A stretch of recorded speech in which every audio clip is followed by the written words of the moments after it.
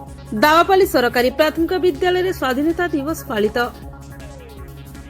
आज दावापाली सरकारी प्राथमिक विद्यालय 80तम स्वाधीनता दिवस बहु आडंबर सहकारे पालन करा जायछि।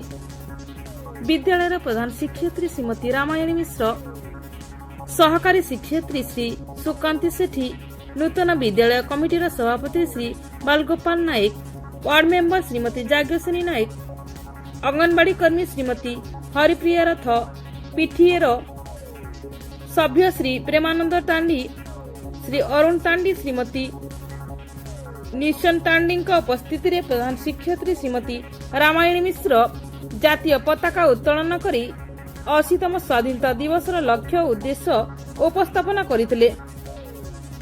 तापरे छात्र छात्री मानक द्वारा फैशन शो, देशभक्ति नृत्य परिवेषण करा जायतिला एवं छात्र छात्री को नहीं गाँव रे हर घर तिरंगा एवं स्लोगान माध्यम रे एक रैली करा जायतिला। तापरे छात्र छात्री को मिष्टान्न बंटन करा जायतिला एवं कार्यक्रम को समाप्त करा जायतिला। ब्यूरो रिपोर्ट, तनुषण टीवी।